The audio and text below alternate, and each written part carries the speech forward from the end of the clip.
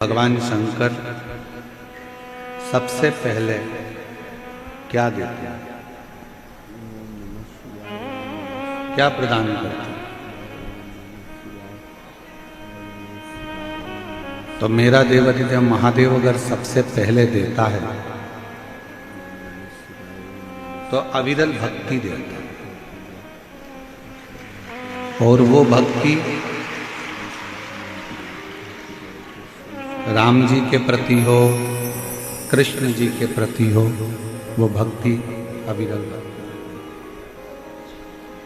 दूसरे नंबर पर मेरा भोले बाबा, मेरा शंभू, मेरा त्रिकालदर्शी अगर देता है तो आपको जीवन जीने का तरीका और कुछ नया जीवन आपको प्रदान करता है, आपको देता है। तीसरे नंबर पर अगर मेरा शंकर भगवान कुछ देता है तो वो आपके घर में इतना वैभव दे देता है, इतना धन दे देता है कि आप अपनी जिंदगी अलमस्त होकर शिव के आश्रित होकर जी सकते हैं। चौथे नंबर पर मेरा शंकर भगवान अगर देता है तो आपके घर में जितना रोग है, जितनी तकलीफें हैं, वो समाप्त कर देता है। और पांचवें नंबर पर पंच परमेश्वर के रूप में, शिव पंचायत के रूप में पांचवें नंबर पर अगर भगवान शंकर देता है तो वो आपके जीवन में आने वाले सारे विघ्नों को, सारी तकलीफों को काटता हुआ शिव अपनी ओर आपको जोड़ने का प्रयास करता है, अपनी ओर लाने का प्रयास करता है।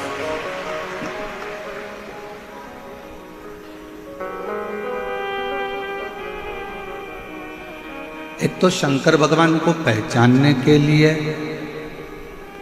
शिव जी को जानने के लिए, ये जो हमारे नेत्र हैं या हमारी आंखें हैं, इनसे हम भगवान शंकर को जान नहीं सकते।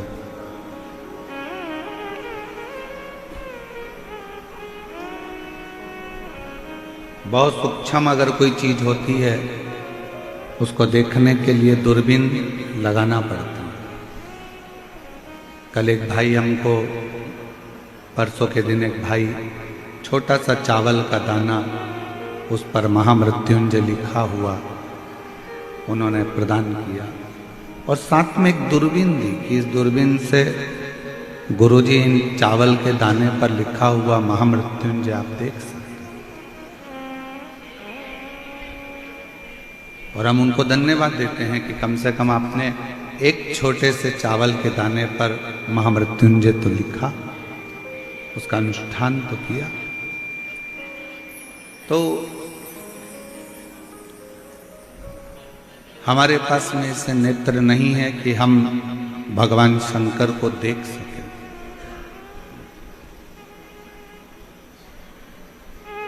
हमारे पास में ऐसी आंखें नहीं है कि हम भगवान शिव को पहचान सकें।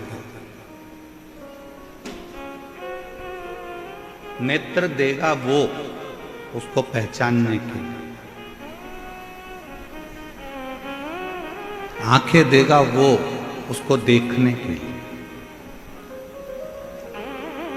एक प्रसंग आता है रेणु भगत का। दक्षिण का रहने वाला है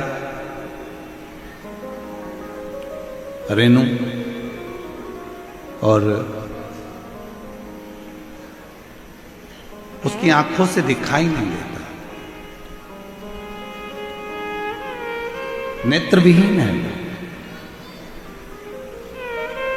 बाल्यावस्था से उसकी आंखें रेणु की नहीं है। ईसर गोराज शिव महापुराण की कथा में जयपुर की इस धरा से, इस रेणु भगत के संवाद से अपन समझें,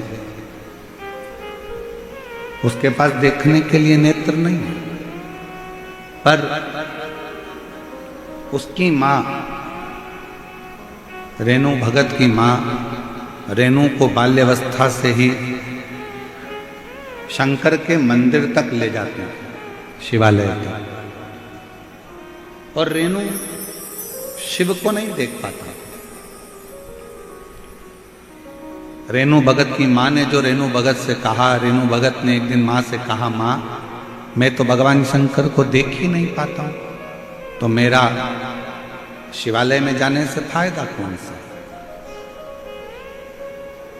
रेणु भगत की माँ ने कहा, तू शंकर जी को नहीं देख पाता तो क्या हुआ, शंकर जी तो तुझे देखते हैं, इतने में भी कल्याण है। तू शिवालय तक जा, शंकर जी के मंदिर तक मेरे साथ चल। तू शंकर जी को नहीं देख पाता पर शंकर तो देख सकते।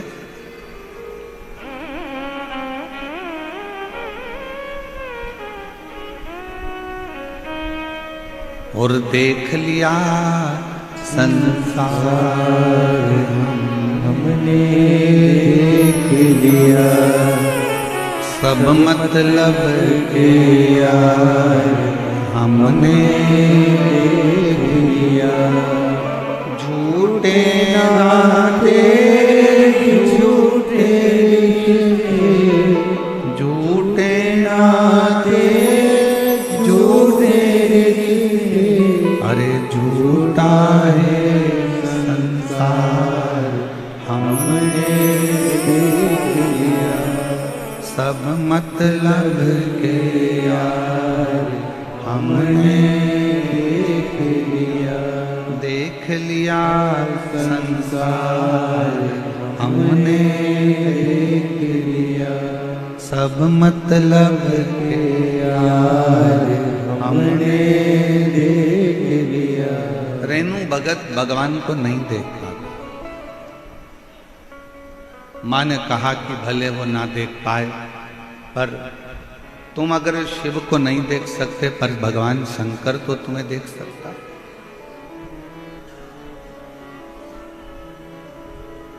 वो तो दिख रहा है। शिव ना भी देखे, आप ना भी देखोगे तो चल जाएगा, पर भगवान की दृष्टि हम पर पड़ना चाहिए। भगवान की दृष्टि अगर हम पर पड़ गई तो बस उतना बहुत है। और कृपा की ना होती जो आदत तुम्हारी, तो सोनी ही रहती अदालत तुम्हारी। गरीबों के दिल में जो जगह तुम ना पाते, तो किस दिल में होती इबादत तुम्हारी। अगर भगवान करुणा नहीं करता, कृपा नहीं करता, तो ईमानदारी से बोलो, आज का पढ़ा लिखा जमाना है, सब एजुकेटेड हैं, सब पढ़ते हैं, हमने भी पढ़ाई करी, आपने भी पढ़ाई करी। अगर भगवान आपकी झोली में कुछ नहीं देता तो आप ये लाखों की संख्या में के जयपुर के विद्याधर नगर स्टेडियम में आते।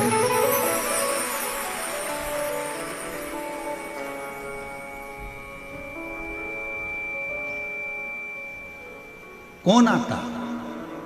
कृपा की ना होती जो आदत तुम्हारी, तो सुनी ही रहती अदालत तुम्हारी। अगर वो करुणा नहीं करता, अगर वो कृपा नहीं करता, अगर वो दया नहीं करता, तो आप और हम यहां क्या करते?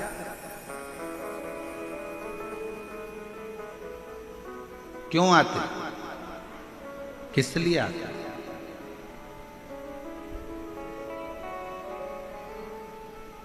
उसने करुणा करी, कृपा करी, तो अपन यहां पहुंचे। रेणु भगत ने नेत्रों में ज्योति नहीं है, दक्षिण का रहने वाला है, मां उसको शिवालय तक लेकर जाती है। मां, मैं भगवान को नहीं देख सकता, क्या हुआ?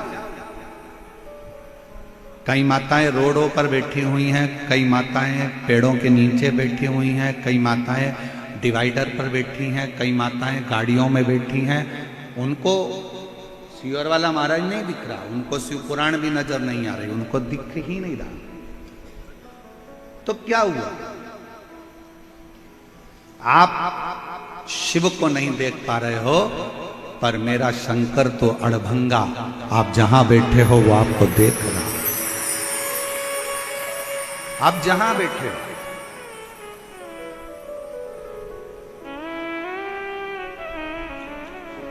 ये पंडाल, सारे पंडाल जितने भी हैं वो रात को 12 बजे पूरी तरह से फुल हो चुके थे। रोड के जितने डिवाइडर हैं, जितने किनारे हैं, वो सुबह 3 बजे तक पूरे फुल हो चुके थे। और जितनी आसपास की रोडें हैं, जितनी आसपास का क्षेत्र है, वो सुबह 6 बजे तक फुल हो चुके थे। और अभी भी शिव भक्तों के ऑटो और गाड़ियां पूरे 12-15 किलोमीटर दूर तक ढेर लगी हुई है। जहां देखोगे वहां शिव ही शिव नजर। आप किसी और से मिलने के लिए नहीं आए,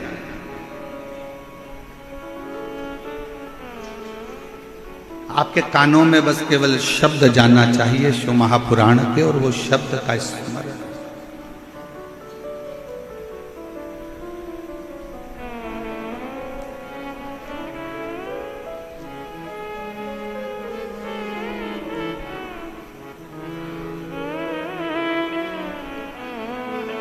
शब्द पहुंचा आपके कानों में और आप सतर्क हो गए कि अब मुझे विश्वास है कि मेरा शंकर मेरे करीब है।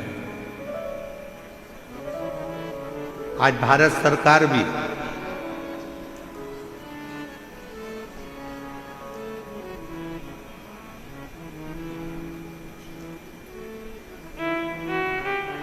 पूरे युद्ध के क्षेत्र जहां जहां लगे हुए हैं, उन क्षेत्रों में आज बिसिल बजाकर किसी न किसी रूप में मर्डील कर कर समझाने का प्रयास करेगी कि तुमको घबराना नहीं है।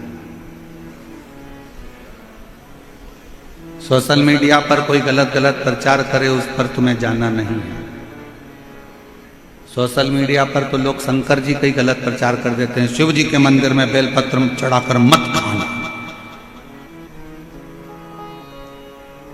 कई लोग रोज प्रदोष आता है, हर प्रदोष पे तुम्हें डरा देते हैं। प्रदोष पे ये चढ़ा दिया, पहले ही शब्द रहता है, गूगल पे सर्च करोगे तो ये करोगे तो ऐसा हो जाएगा। शिव महापुराण में तो कहीं भी नहीं लिखा कि आप शंकर जी को अगर जल नहीं चढ़ाओगे तो अपमान हो जाएगा, या शिव जी को बेलपत्र नहीं चढ़ाओगे तो अपमान हो जाएगा, या प्रदोष पर कुछ गलती कर दोगे तो भोलेनाथ नाराज हो जाएंगे, या सोमवार के व्रत में कोई कमी रह जाएगी तो शिव जी नाराज हो जाएंगे। ये पूरी शिव महापुराण में कहीं नहीं लिखा। शिव महापुराण में तो ये लिखा कि आपको जो आता है, जैसा आता है, आप जैसा कर सकते हो। पशुपति व्रत में तो यहाँ तक कहा गया कि आपको कच्चा पक्का जैसा भोजन बनाना आता है ना, जैसा मीठा प्रसाद बनाना आता है, वैसा लेकर शंकर के मंदिर जाओ। बाजार का प्रसाद पशुपति व्रत में, मीठा पेड़ा, बाजार का लड्डू मिठाई पशुपति व्रत में मंदिर नहीं जाता। आपको मालूम है, अपने को बनाना पड़ता स्वयं। पशुपति व्रत का एक सबसे बड़ा नियम बस यही है कि अगर पुरुष भी अगर पशुपति व्रत कर रहा है तो प्रसाद वही बनाए। बच्चे पशुपति व्रत कर रहे हैं तो प्रसाद वही बनाए। माँ पशुपति व्रत कर रही है तो माँ बनाएगी, बहू कर रही है तो बहू बनाएगी। पशुपति व्रत का एक नियम सबसे बड़ा यही है कि माँ की अगर थाली जा रही है तो बेटा उस थाली से पूजन नहीं कर सकता। माँ अगर पशुपति व्रत कर रही है और बेटा भी पशुपति व्रत कर रहा है तो माँ अपना प्रसाद खुद बनाए, बेटा अपना प्रसाद खुद बनाए। माँ अपनी थाली खुद लेकर जाए, बेटा अपनी थाली खुद लेकर जाए। दादी भी कर रही है और पोती भी कर रही है तो दादी अपनी थाली ले जाए, दादी अपना प्रसाद बनाए, पोती अपना प्रसाद बनाए, पोती अपनी थाली लेकर जाए। पति अपनी थाली लेकर जाए, पत्नी अपनी थाली लेकर जाए। पशुपति व्रत स्वतः करना पड़ता है, स्वयं। सोशल मीडिया पर बहुत डराएंगे आपको कि ऐसा हो गया, वैसा हो गया। वहम में नहीं पड़िएगा, व्यर्थ की बातों में नहीं जाइएगा। जो शासन प्रशासन आपको गाइडलाइन दे, जो सरकार आपको बताए, उसके अनुकूल चलिए, उसके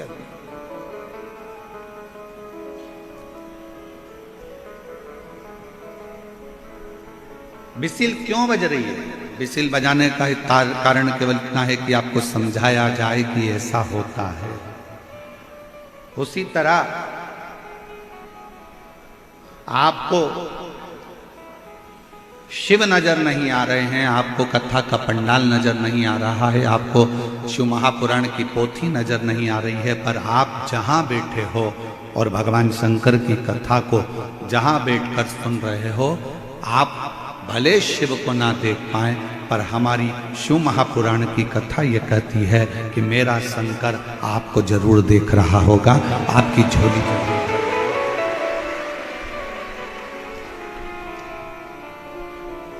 और मैंने तेरे ही भरोसे बाबा, तेरे ही भरोसे हवा विच उड़ती बाबा, डोर हटो छड़ी लावे कटी जावागी, भोले मैं तेरी पतन, शंभो मैं तेरी पतन, हवा विच उड़ती जावागी बाबा, डोर हटो छठी लावे कटी जावागी। वो हमको देखे, रहनु मंदिर जाना चालू कर दिया।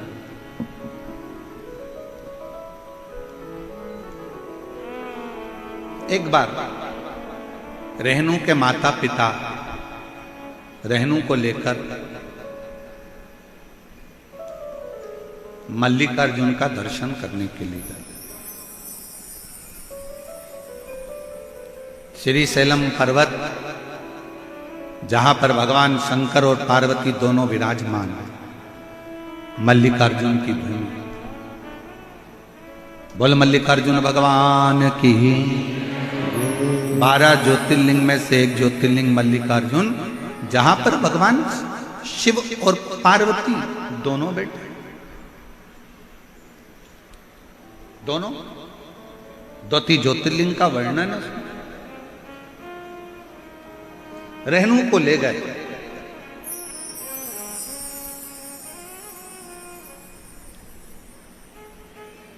एक स्थान पर रेणु को बिठाया माता पिता ने और कहा, बेटा हम तुम्हारे लिए थोड़ा सा सामग्री लेकर आते हैं, प्रसाद लेकर आते हैं, थोड़ा जल पीने का लेकर आते हैं, तुम्हारे को चिंता करने की जरूरत नहीं है, हम आते हैं। क्यों चिंता करते हो, क्यों टेंशन लेते हो, क्यों विचार करना है?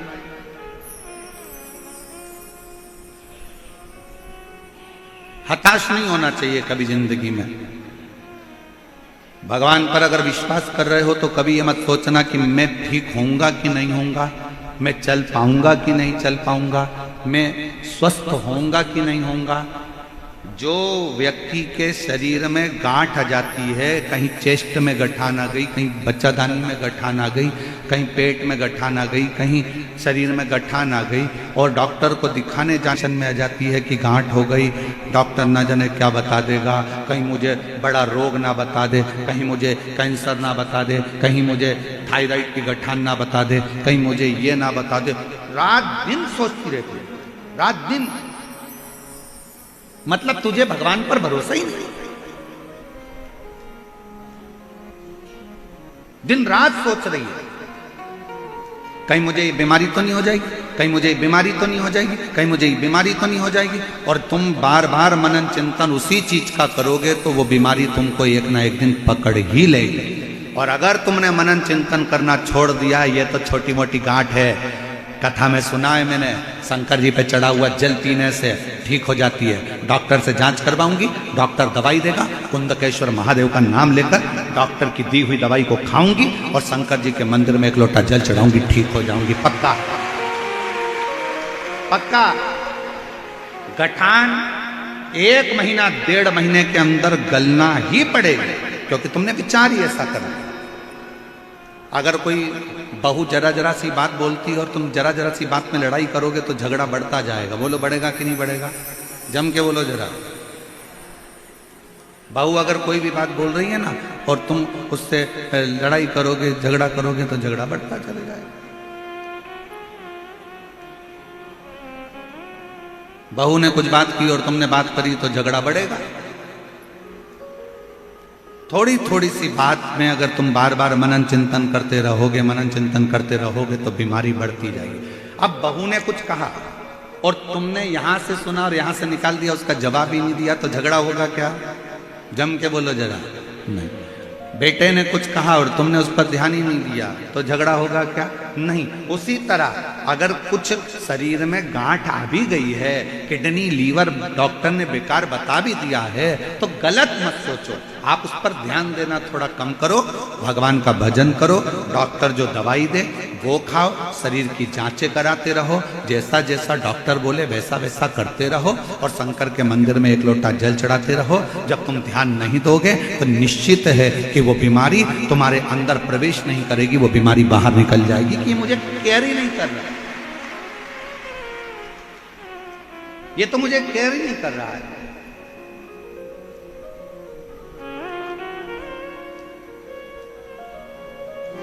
छोटा सा बच्चा, माँ बाप बैठे हैं, छोटा सा बच्चा गिर गया, माँ बाप बैठे हैं, माँ बाप ने देख लिया तो बच्चा रोएगा कि नहीं रोएगा? जम के बोलो जरा। रोएगा। और छोटा सा बच्चा, माँ बाप है ही नहीं यहां पर और गिर गया, रोएगा? नहीं। झटक झुटक के करके झटकेगा और ठीक, उसको मालूम है कोई देखने वाला है ही नहीं। उसी तरह बीमारी को केयर करोगे, बार बार ध्यान दोगे, बार बार ध्यान दोगे, बार बार ध्यान दोगे, तो वो सोचेगी कि इसको मुझे जरूरत है, इसलिए मुझे इसके शरीर में बीमारी को बना के रखना है। और जब तुम केयर ही नहीं करोगे, आग लगे बस्ती में अपन रहो मस्ती में, शंकर बैठा है सब संभालेगा। अच्छा एक पत्र है, अच्छा है।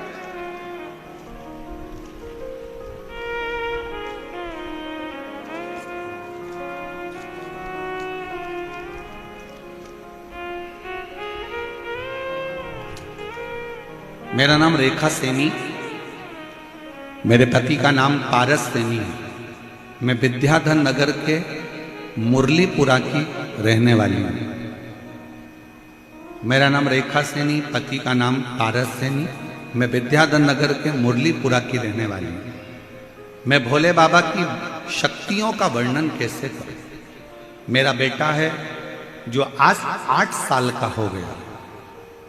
मेरा बेटा 8 साल का हो गया, जो बचपन से न चल नहीं पाता था और ना ही पूरी तरह से बोल पाता था। हमने बड़े बड़े डॉक्टरों को दिखाया। पत्र एलईडी पर चल रहा है, पत्र एलईडी पर चल रहा है, आस्था चैनल पर भी चल रहा है, आप लोग पढ़ सकते हैं। मेरा बेटा है जो 8 साल का हो गया, जो बचपन से चल नहीं पाता था, ना ही पूरी तरह से बोल पाता था। हमने बड़े बड़े डॉक्टरों को दिखाया, बहुत इलाज करवाया, पर कोई फर्क नहीं पड़ा। गुरुजी, डॉक्टर ने तो मना भी कर दिया कि ये ना चल पाएगा और ना बोल पाएगा।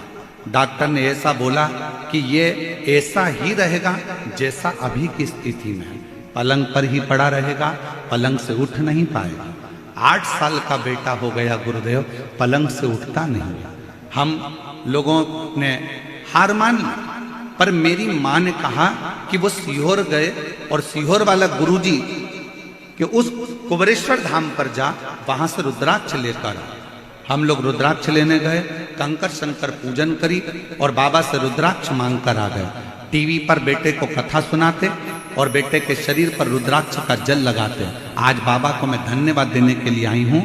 जो बेटा मेरा 8 साल तक उठ नहीं पाया, बोल नहीं पाया, आज बाबा की कृपा से वो अपना काम भी करता है और थोड़ा बोलता भी है। मैं बाबा को धन्यवाद देने के लिए, आज मेरा बेटा, उसकी आवाज भी खुली, बोलना भी चालू करा और आज अब वो खुद अपना काम कर लेता है, खुद अपना काम करने लगा। ये शिव है, ये शंकर है। कहीं बैठे हो तो बेलपत्र लेने के लिए आए।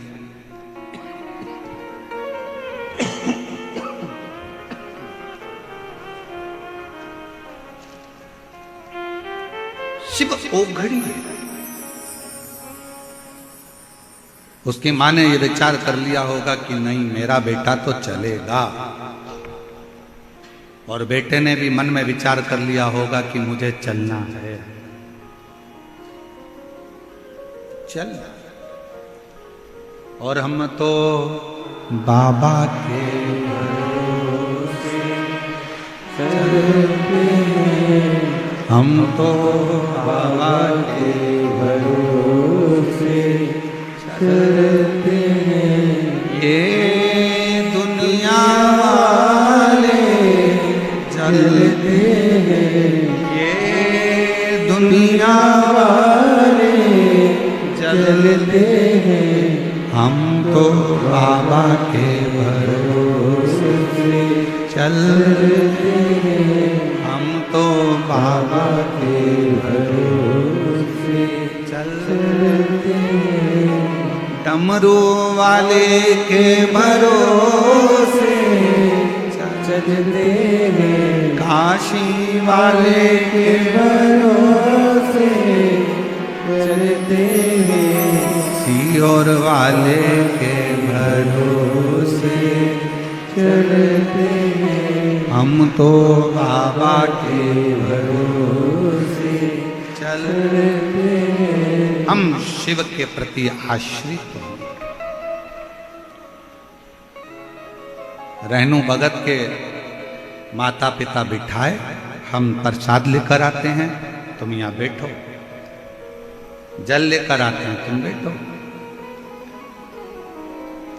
मल्लिकार्जुन श्री सेलम की भूमि, भारत की भूमि पर जितने प्राचीन शिवालय हैं, भारत की भूमि पर जितने प्राचीन ज्योतिर्लिंग हैं, उपलिंग हैं, भारत की भूमि पर जितने शंकर के स्थान हैं, ये हमको ऊर्जा देते हैं, ऊर्जा। और शिव महापुराण की इस कथा में हम कहने में पीछे नहीं हटेंगे। इस सरगोरा शिव पुराण में आप लोगों से निवेदन करेंगे, आपके घर के नज़दीक में अगर कोई प्राचीन शिवालय है तो वहाँ हफ्ते में, 2 हफ्ते में, महीने में, साल भर में जाया करो। और जितने लोग शिव महापुराण की कथा को सुन रहे हैं उनसे भी कहेंगे, जब सारी दुनिया से हार जाओ, जब लगने लगे कि अब मेरा कोई रास्ता नहीं है, तब एक बार कुबेर भंडारी के दरवाजे पर सीहोर कुबेरेश्वर धाम आकर कंकर को बीनो, कंकर को 5 कंकर बीनो, रखो, पूजन करो, बाबा से विनय करो। एक कंकर अपने साथ में झोली में रखकर बाबा से विनती कर कर लेकर आ जाओ, रुद्राक्ष ले आओ। जब सब दूर से हार जाओ, तब आखिरी में वो कुबेर भंडारी का दरवाजा जाओ उसके। और तेरे दरबार की निराली शान देखी है, तुझे देते नहीं देखा, पर झोली भरी देखी है। और मुख दुनिया मोड़ेगी, बाबा मुख मेरी लगी भरी दीनू, बाबा तू वेना। आप उस पर आश्रित हो जाओ। हम जब मन से हारते हैं तो हमारा शरीर भी हार जाता है। हार मत मानना। कभी अपने मन को मत कहना कि तू ये नहीं कर सकता। किसी ने कहा तुम्हारी दुकान, तुम नई दुकान डाल रहे थे, दुकान डालते डालते किसी ने कह दिया, अरे इतनी बड़ी यहाँ डालने से क्या मतलब, यहाँ तो चलने वाली नहीं है, यहाँ अच्छे अच्छे की नहीं चली, तेरी कहां से चल जाएगी। ये वाला काम तो करना ही मत ही। कई लोगों ने करके देख लिया, उन्हीं की नहीं चली तो तेरी कहां से चल जाएगी। कहां चले। एक मकड़ी जाला बना रही थी, दरवाजे के पीछे छिपकली आ गई। छिपकली ने आकर कहा, यहाँ काय को जाला बना रही है, दरवाजा बंद चालू होगा, तेरा जाला टूट जाए, बनाना है तो कोई अच्छी जगह बना। मकड़ी गई खिड़की के पास, खिड़की पे जाला बनाने लगी। चिड़िया आ गई, चिड़िया ने कहा यहाँ काय को जाला बना रही है, हवा चलेगी कोई आएगा तोड़ देगा, कहीं और बना। मकड़ी गई दरवाजे के सामने जाला बनाने लगी। वहीं पर एक चींटी आई, चींटी ने कहा यहाँ काय को जाला बना रही हो, यहाँ जाला बनाओगी तो कोई भी तोड़ देगा। बेचारी मकड़ी परेशान होकर रह गई कि मैं जाला कहाँ बनाऊं। इतने में एक चूहा आया और चूहे ने कहा तेरी मर्जी पड़े वहां जाला बना, अगर तेरी सामर्थ्यता है तो कोई तोड़ नहीं सकता है, तू जहां बनाना चाहे वहां। दुनिया का काम है आपको डराना, वहां जाना मती, ऐसा हो जाएगा वैसा हो जाएगा, क्यों ऐसा कर रहे हो, तुम्हारे बस का नहीं है, तुम ये दुकान नहीं डाल सकते, तुम ये काम नहीं कर सकते, तुम ये ऐसा नहीं कर सकते, तू सीए क्लियर नहीं कर सकता, तेरा सरकारी जॉब नहीं लग सकता, तू ये नहीं बन सकता। क्यों हारे? एक लड़के का पत्र देखिए,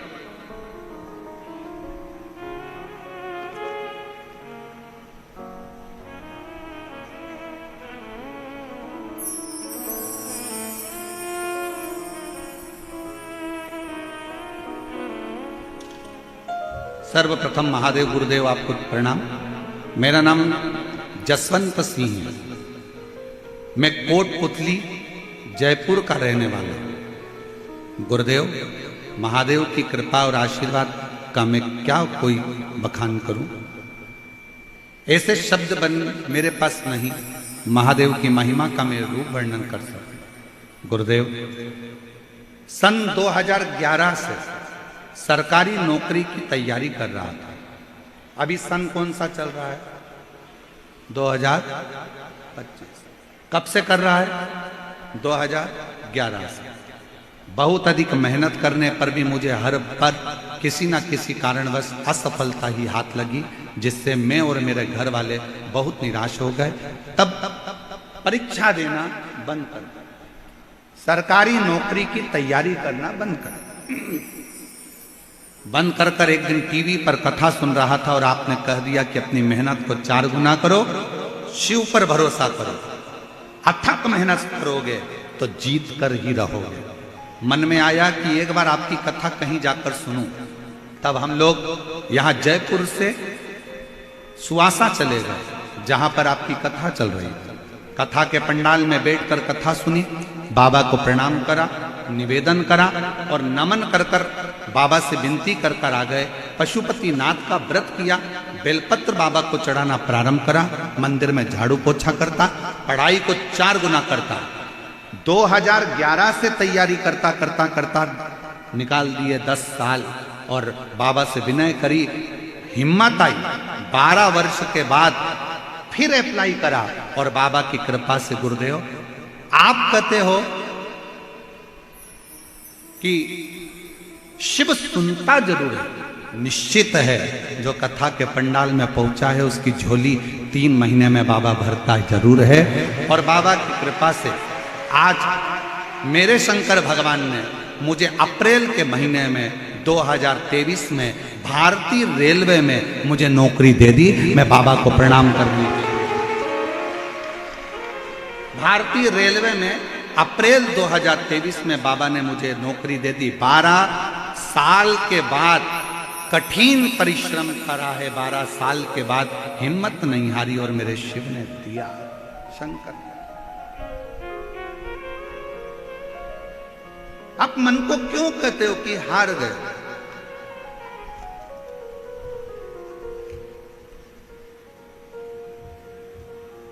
कौन कहता है कि आप डॉक्टर नहीं बन सकते? कौन कहता है कि आप कलेक्टर नहीं बन सकते? कौन कहता है कि आप एसपी नहीं बन सकते? कौन कहता है कि आप डीएसपी नहीं बन सकते? कौन कहता है कि आप कोई अच्छा पद प्रतिष्ठा प्राप्त नहीं कर सकते? आप में ऊर्जा है, आप सब कुछ कर सकते। अच्छी एजुकेशन, विद्याध्ययन, अपनी लगन, अपनी मेहनत, रात दिन का संघर्ष आपको आपकी मंजिल तक भेजेगा। और शंकर जी पर करा हुआ भरोसा आपको हाथ पकड़कर भगवान शिव मंजिल तक पहुंचा। कोई कहे कि मैं चल नहीं सकता, डॉक्टर ने कहा है कि ये चलेगा नहीं, डॉक्टर ने कहा है ये कोमा में पड़ा रहेगा, डॉक्टर ने कह दिया कि ये ऐसा ही रहेगा, इसका उठना कठिन है।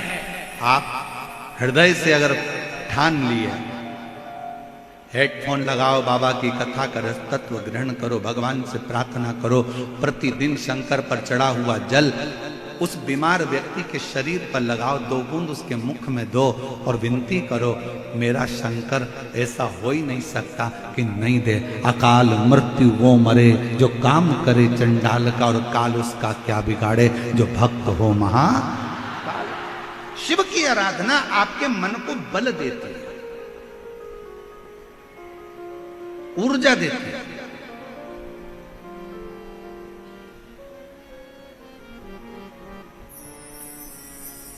शिव की आराधना आपको एक एनर्जी देती है। करो।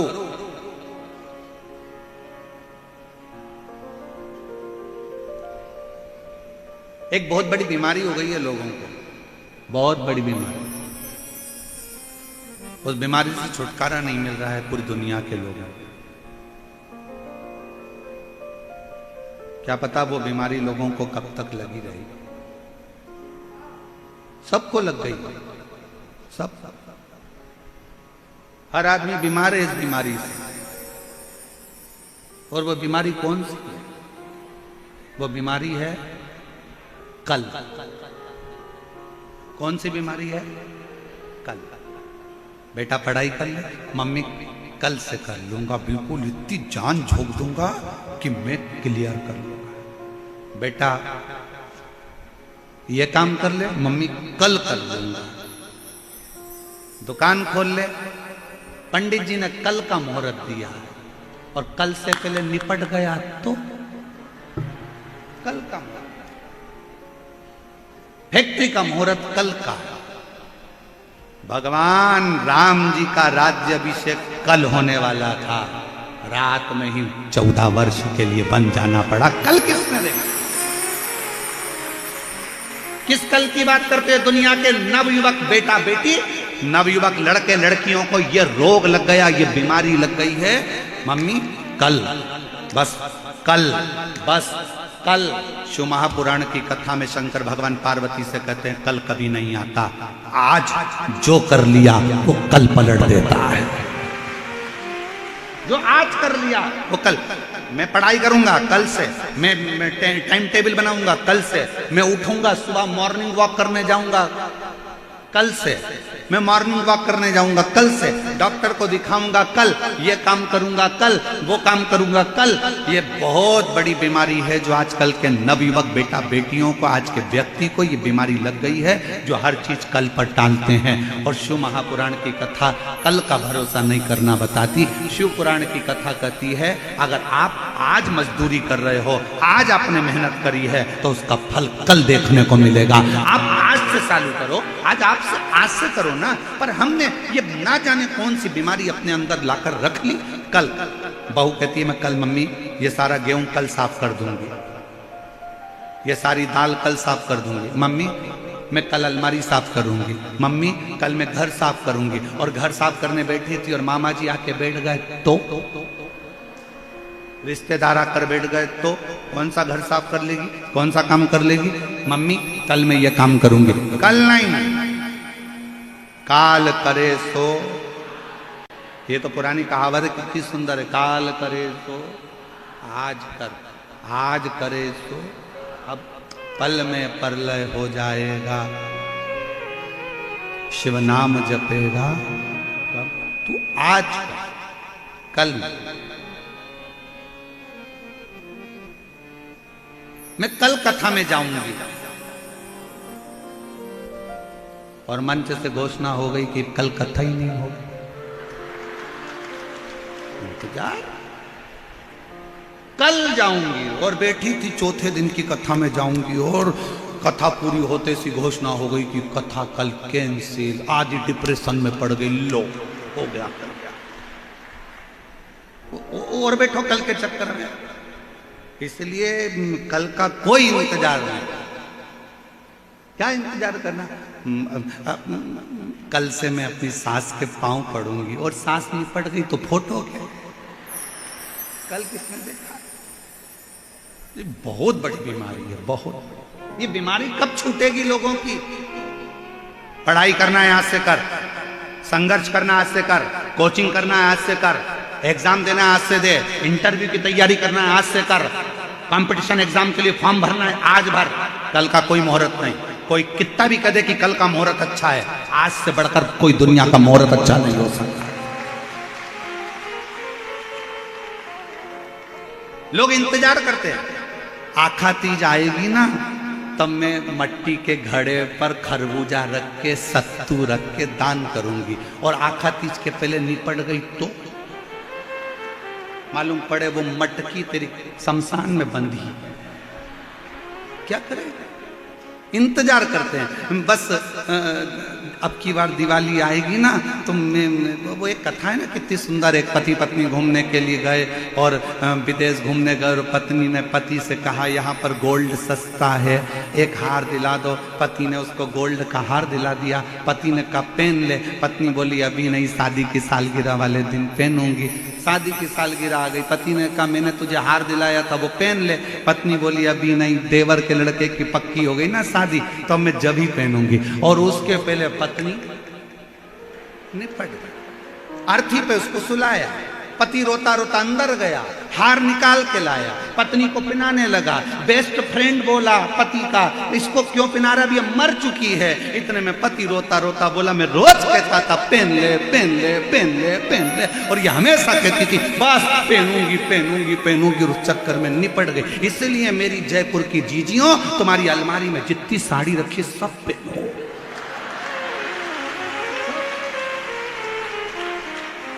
क्या भरोसा है, क्या भरोसा। अब तुमने तो घड़ी बना बना के अलमारी में रख दी। कभी कभी दिवाली पे वो नीचे गिरती है, साड़ियां भी कहती है कब पहनेगी, पहन ले पहन ले।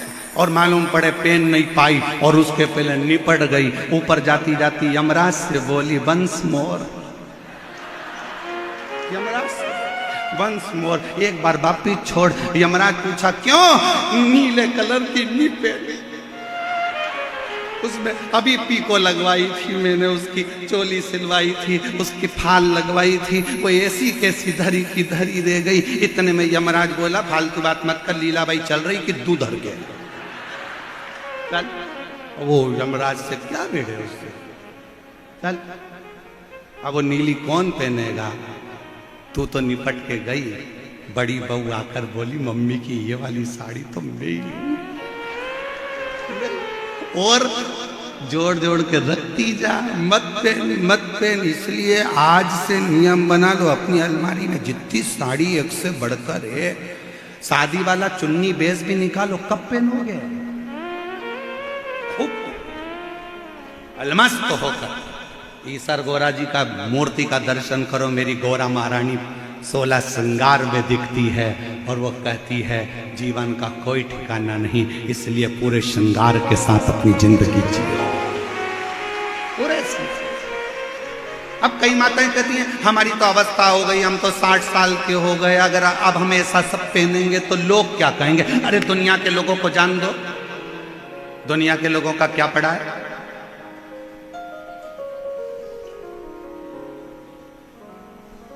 दुनिया के लोगों का क्या। एक हलवाई ने अपने दरवाजे पर लिखा रखा था, दुकान के बाहर बोर्ड लगा था, यहां ताजी सस्ती मिठाई मिलती है। एक व्यक्ति आया चाय पीने, उसने कहा फालतू की बात लिख रखी है, सबको मालूम है कि यहाँ ताजी और सस्ती मिठाई मिलती है, ये ताजी लिखना ही नहीं थी तुमको। उसने उसके कहने पे वो ताजी हटा दिया। अब क्या लिखा था, यहाँ सस्ती मिठाई मिलती है। दूसरा व्यक्ति आया, सबको मालूम है कि तुम्हारे यहाँ तो सस्ती मिठाई मिलती है, सस्ती लिखने से मतलब क्या। उसने सस्ती को हटा दिया। अब लिखा था यहाँ मिठाई मिलती है। दूसरा फिर आया, उसने कहा सबको मालूम है कि यहाँ मिठाई मिलती है, यहाँ कौन से टायर मिलते हैं कि किराने का सामान मिलता है, मिठाई की दुकान पे मिठाई मिलती है, ये लिखने की जरूरत क्या। उसने काट दिया, अब केवल मिठाई हटा दी, लिखता यहाँ मिलती है। फिर अगला आया, अरे पागल हो गया, कम से कम लिख तो सही कि यहाँ मिठाई मिलती है। उसने सिर घुमाकर कहा गजब की दुनिया है, ये जीने नहीं दे सकती, पहले खुद ही मना करती है और फिर खुद ही चालू करती है, ये जीने नहीं दे सकती, इसको समझना चाहिए। दुनिया है, जीने नहीं दे सकते। आप अपनी मस्ती में जियो। 60 साल के हो गए, 65 साल के हो गए, 70 साल के हो गए, सोच के बैठ गए अब हमारा तो जीवन निकल गया, अब हमारा। अरे मरने की आखिरी घड़ी तक तुम्हारी जिंदगी में तुम्हारे चेहरे पर मुस्कुराहट होना चाहिए, तुम्हारी स्माइल होना चाहिए और तुम्हारा जीवन आनंदित होना चाहिए। आग लगे बस्ती में अपन रहो। और अगर कोई तुमसे कह भी दे तो वो एक डायलॉग मारा था ना, वो मुंबई के कलाकारों ने, बुढ़ा तेरा बाप। अभी कोई अपन बुजुर्ग है। शिव को पाने की कोई उम्र नहीं है, शंकर को पाने की कोई आवश्यकता नहीं, शिव को पाने की कोई उम्र।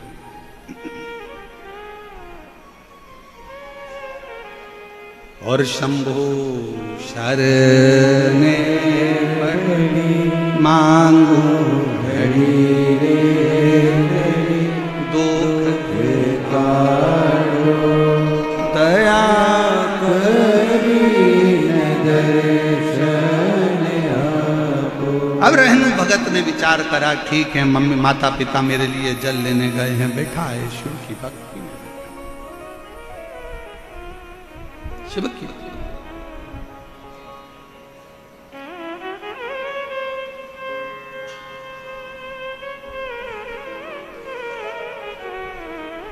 आया ये रहनु भगत के पास।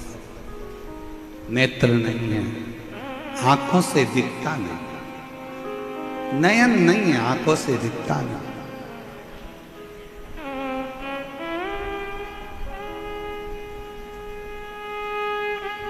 नेत्रविहीन है, देख नहीं सकता।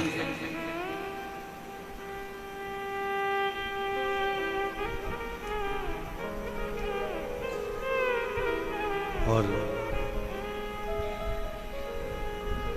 उसके पास में एक व्यक्ति आकर बैठा।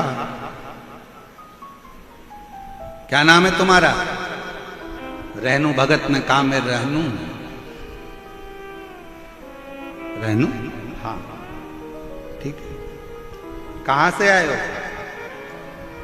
केरल प्रदेश के पास में से मेरा निवास है, वहां से हम लोग आए। अच्छा, कौन कौन आए हो? माता पिता और मैं आया। तुम्हारे नेत्र नहीं है, तुम भगवान शंकर के इस 12 ज्योतिर्लिंग में से मूल ज्योतिर्लिंग मल्लिकार्जुन का दर्शन नहीं कर सकते, फिर क्यों तुम्हारे माँ बाप यहां लेकर आ गए? रेणु भगत ने कहा मैं नहीं देख सकता तो वो तो मुझे देखेगा, बस इसलिए आए। कई लोग आते हैं, कोई गंगा जल लाता है, कोई बेलपत्र लाता है, कोई कुछ लाता है, कोई कुछ लाता है। तुम शंकर जी के लिए क्या लेकर आए? रेणु भगत ने कहा मेरे पास में देने के लिए कुछ भी नहीं, मेरा तो शरीर भी ऐसा नहीं कि मैं भगवान को दे सकूं। हाँ ये जरूर है कि मेरे माता पिता कुछ लेने के लिए गए हैं शंकर जी को देने के लिए। आते होंगे, माता पिता आए, पास में वो व्यक्ति बैठकर बात कर रहा था। माता पिता ने हाथ जोड़कर, उस समय की गाथा है जिस समय कोई दुकान या व्यापार नहीं होता था, केवल शिवलिंग होता था, कोई व्यापारिक दृष्टिकोण नहीं था। मेरे पास देने के लिए माता पिता ने आकर कहा रहनु हमारे पास देने के लिए कुछ भी नहीं, शिव कुछ नहीं। मां कुछ तो दूं मैं बाबा, एक काम करो ना मां,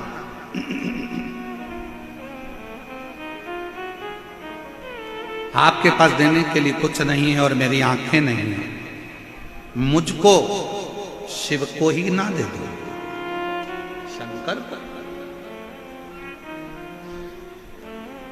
जगत गुरु शंकराचार्य जी की एक कथा आती है कि जगत गुरु शंकराचार्य जी अपनी माता कपड़े धोने के लिए जलाशय में गई थी और जगत गुरु शंकराचार्य जी पानी में चले गए और पानी में जाकर जगत गुरु शंकराचार्य जी ने चिल्लाना चालू करा, मां मुझे मगर ने पकड़ लिया, छोड़ता नहीं है, छोड़ता नहीं। अब क्या करूं मैं आती हूं तुझे बचाने के लिए। शंकर कहते हैं नहीं मां तू मत आ, अब मैं जा तो रहा हूं ना मां, मगर मुझे छोड़ने वाला नहीं है, तो तू एक काम कर कि मुझे शंकर को ही, मुझे तू शिव जी को दे दे। जगत गुरु शंकराचार्य जी छोटी सी अवस्था में कहते संकल्प छोड़ मां कि आज से मैं आपका बेटा नहीं, आज से मैं शंकर का बेटा, शिव का बेटा। जगत गुरु शंकराचार्य जी ने बाल्यावस्था में अपनी मां से कहा, मां ने हाथ में जल लिया, मां जल्दी से तू संकल्प छोड़ जिससे मुझे ये मगर छोड़ देगा। और मां ने हाथ में जल लेकर कह दिया, आज से मेरा बेटा शंकर का बेटा है, शिव का बेटा है। और जल छोड़ते से जगत गुरु शंकराचार्य जी बाहर निकल कर आए। 4-5 वर्ष की अवस्था थी। गुरुदेव शंकर भगवान की ओर हाथ जोड़कर मां कहने लगी, चल अपन घर चले। बेटा कहता है, मां तूने तो मुझे शंकर को दे दिया, अब कहां मैं तेरे घर जाऊंगा। कहां वो बात रहनु भगत को स्मरण में थी, जब तुम्हारे बेटे की शादी नहीं हो रही हो, तुम्हारी बेटी की शादी नहीं हो रही हो, जब तुम्हारा सब कुछ बर्बाद सा हो गया हो और कुछ भी तुम्हारा नहीं बचा हो, उस समय तुम नानी बाई के मायरे का स्मरण करना। नानी बाई के मायरे में लिखा है, नरसिंह मेहता घर से निकल गए थे, उनके पास में कुछ नहीं था, पत्नी थी, नानी बाई बेटी थी, बेटा था श्यामलदास, केवल इसके सिवाय कुछ नहीं। बेटी, बेटा, पत्नी और नरसिंह मेहता, केवल 4 लोग थे। कहां जाते? शंकर जी के मंदिर में जाकर नरसिंह मेहता की पत्नी ने और नरसिंह जी ने कह दिया था, हम हाथ में जल लेकर कहते हैं, आज से हमारा कोई नहीं है, अब हम आपके पुत्र हैं, आपकी पुत्री हैं, आपको संभालना है, अब हमारा कोई नहीं। और देख लिया संसार हमने, देख लिया सब मतलब के यार हमने, देख लिया झूठे नाते, झूठे रिश्ते, झूठे नाते, झूठे रिश्ते, अरे झूठा है संसार हमने देख लिया। बेटे की शादी नहीं हो रही है, शंकर जी को दे दो, आज से तुम्हारा बेटा है, मेरा बेटा नहीं है। मैं नहीं कहूंगी कि ये मेरा बेटा, तुम्हारा है। बेटी की शादी नहीं हो रही है, तुम्हारा है। फैक्ट्री नहीं चल रही, हमारी है ही नहीं, हम तो नौकर है, तुम्हारी है। दुकान नहीं चल रही, शिव को सेठ बनाओ, अपन नौकर बन जाओ, तुम्हारी है, अब तुम चला। तेरे भरोसे है मेरी तू जाने, हमारा है ही नहीं। किसका है? शंकर जी। मां देने के लिए कुछ नहीं है, रहनु ने कहा कि मुझे शिव को दे दो, मुझे शिव, हमारा कुछ है ही नहीं।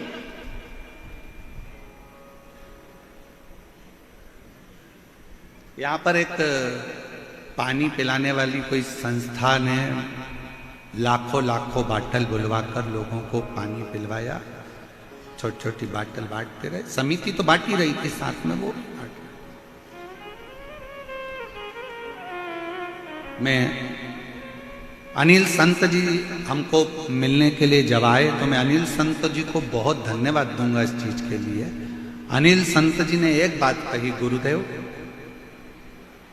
हमने कहा कि जयपुर के लोग शिव भक्तों को पानी वगैरह पिला रहे हैं, तो अनिल संत जी ने जो शब्द कहा, मैं अनिल संत जी को इसके लिए धन्यवाद देता। अनिल संत जी बोले कि गुरुदेव हमारा जयपुर का एक एक बच्चा और हमारे जयपुर का एक एक व्यापारी और हमारे जयपुर का चाहे छोटा व्यक्ति हो बड़ा व्यक्ति हो, जिससे जितनी सेवा बन रही है वो दिल और जान लगाकर सेवा कर रहा है। दिल और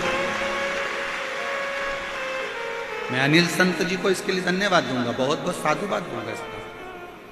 हर व्यक्ति सेवा में लगा, हर व्यक्ति।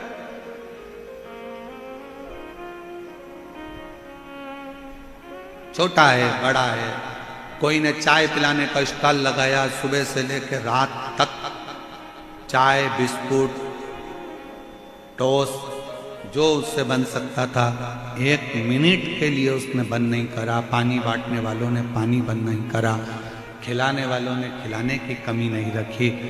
इतनी कृपा, बहुत बहुत जयपुर वालों, गजब की तुम्हारी भक्ति है जो तुम लोगों ने इतनी सेवा की। धन्य साधुता, साधु। और यहाँ की सरकार को, यहाँ की प्रशासन को, पुलिस प्रशासन को, यहाँ के आईजी, डीआईजी, कमिश्नर, यहाँ के कलेक्टर, यहाँ की एसपी, एसएसपी, एसडीएम, तहसीलदार, टीआई, यहाँ के एक एक पुलिस कांस्टेबल को मैं धन्यवाद दूंगा।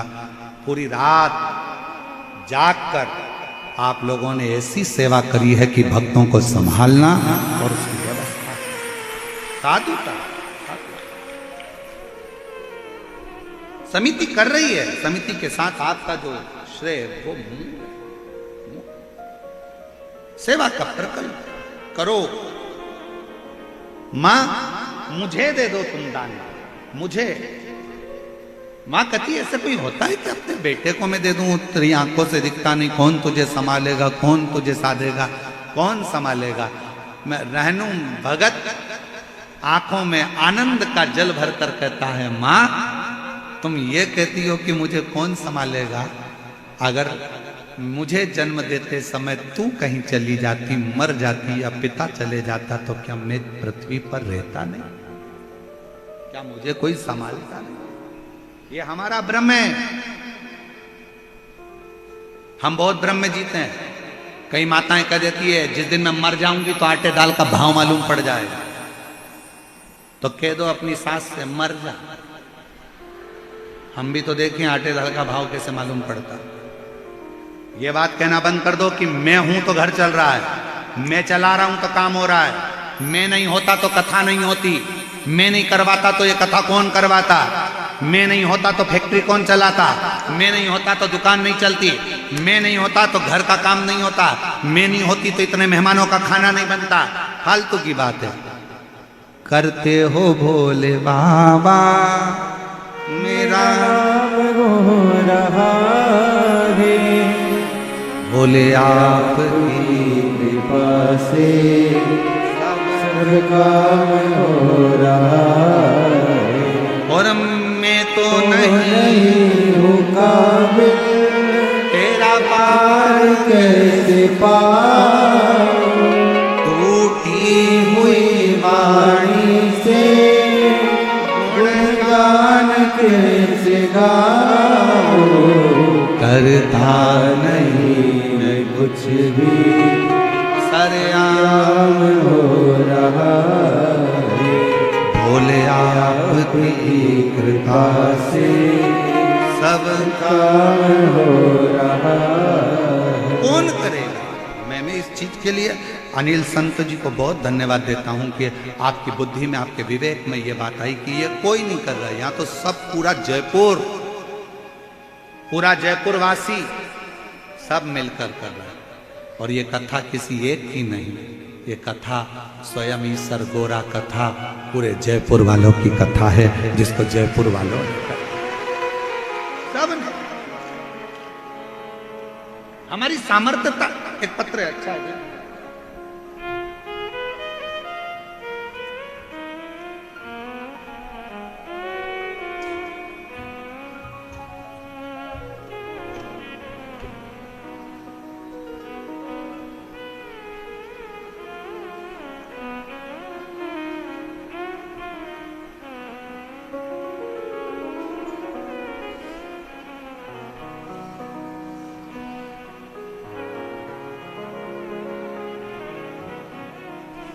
एक पत्र अच्छा भेजा है किसी ने, पढ़ना नहीं चाहिए पर फिर भी हम पढ़ लेंगे। बाबा पहले तो लाइन पढ़ो और पढ़ के तुम सुनाओ हमको कि क्या लिखा है। नीचे वाली लाइन जरा चैनल वाले इसको दिखाओ, क्या लिखा है। बाबा क्यों झूठ बोलते हो? भक्तों को अपने से दूर क्यों करते हो? पत्र है, किसी ने लिखा है, प्रवीण गोस्वामी चूरू राजस्थान से हैं। आप कल कथा में बोले कि आप कुछ नहीं करते, मेरा हाथ मत रखवा। पर गुरुदेव, मेरी जिंदगी तो आपने ही बदली है। गुरुदेव, आपसे मिला पुष्कर में, आप मेरे को हाथ रखकर कहा, क्यों चिंता करता है, भोले पर भरोसा रख, रो मत, अगली कथा में मिलेगा। और बाबा ने मेरी सरकारी नौकरी लगवा दी रेलवे में। मैं बाबा तो फिर फालतू की बात, व्यर्थ की बात है साफ। शंभु शंभु। अगला पत्र देखिए, राम प्रकाश शर्मा, मेरी धर्मपत्नी श्रीमती, क्या लिखा है, श्रीमती दिव्या, श्रीमती दिव्या शर्मा, पता है भावली, मथुरा, उत्तर प्रदेश। बाबा की असीम कृपा का वर्णन है गुरुदेव। मैं उत्तर प्रदेश के जिला मथुरा में रहने वाली हूं गुरुदेव। हमारे यहाँ 16 वर्ष से संतान नहीं थी, 16 वर्ष से संतान का सुख नहीं था। मुझे कोई संतान नहीं थी, लेकिन कोई बाबा की कोई कृपा, स्मरण, क्या वर्णन करूं गुरुदेव।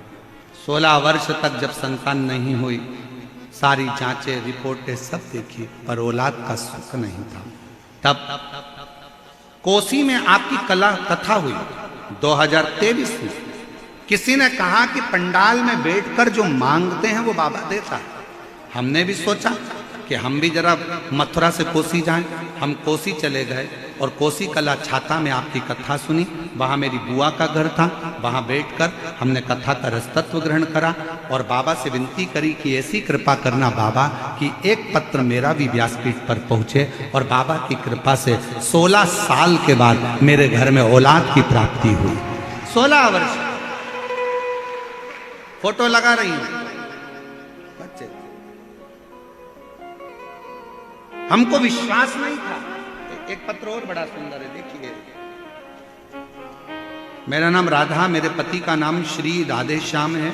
मैं हिंडौन करौली राजस्थान से आई हूं। मेरी भाभी को 13 वर्ष हो गए थे, संतान का सुख नहीं था। सारे हॉस्पिटलों में दिखाया, कोई लाभ नहीं हुआ। किसी ने कहा कि आप पशुपति व्रत करो। मेरी भाभी ने पशुपति व्रत किया, आंकड़े की जड़ वाला प्रयोग भी किया, परंतु लाभ नहीं मिला। हम टीवी पर रोज आपकी कथा सुनते हैं। आपसे आपने कहा था कि पंडाल में कथा सुनने पर जो मांगा जाता है बाबा जरूर देता है। जब आपकी कथा अलवर राजस्थान में आई, तब हम भी एक दिन की कथा सुनने कथा के पंडाल में आए और बाबा से विनती करी। आज बाबा की कृपा से 13 वर्ष के बाद 10 जून 2024 को मेरे भाभी के घर में संतान 13 साल के बाद हो गई। मैं बाबा को प्रणाम करता हूं। शिव तत्व किसको कहते, शंकर की अविरल भक्ति किसको कहते, आपका विश्वास। मां तुम मुझे दान में दे दो, कौन देखेगा तुझे, कौन संभालेगा। हम तो बाबा के भरोसे, कौन संभालेगा तुझको, कौन, तेरी आंखें नहीं है कौन तुझे देखेगा, तेरी आंख नहीं है कौन तुझे संभालेगा, कौन तुझे जानेगा, कौन तेरा स्मरण करेगा, कौन तुझे जानेगा। नहीं भाई, शिव कथा कहती है जिसने जन्म दिया है उसने सब दिया है। जन्म से पहले माँ के स्तनों में दूध देता है कि तू खा नहीं सकता, तेरा पेट भर दिया जाएगा। ऊपर से तू कमाकर धन लेकर नहीं आता, नीचे तेरे माँ बाप तुझे धन देते हैं, घर देते हैं, पाल पोस कर बड़ा करते हैं, उन्नति करते हैं, सब कुछ तेरे जन्म से पहले माँ के गर्भ में जब आया तेरी संपूर्ण व्यवस्था देवाधिदेव महादेव ने कर दी और चिंता करने की जरूरत नहीं है। जन्म भी वही निभाता है और मरण भी वही निभाता है। तू उसके आश्रित, तू उसके आश्रित।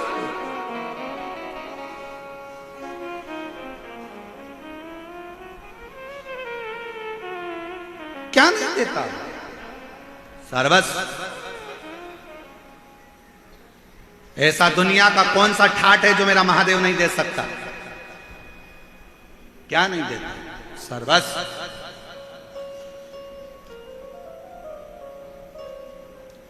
तू क्यों चिंता कर? मां मुझे दे दे मल्लिकार्जुन को।